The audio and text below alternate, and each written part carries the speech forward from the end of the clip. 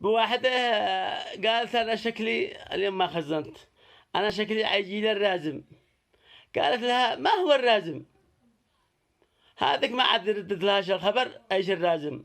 بواحد بيسمع تمام. هي روحت وهو لحق بعدها دق الباب، واحد من حق يعني من المزناوة لحق بعدها ودق عليها. قالت من؟ قال لها أنا الرازم، افتحي. ها قال لها أنا الرازم. وبعدين فتحت الخبر، دخل قال فض الصحو وفعل شلل يشتي وخرج. قالت لحقت بعده وو هذا قاعد رجع. قال لها ايوه من عيني قاعد رجع. دن دن دن دن شو آخرة المزناوة.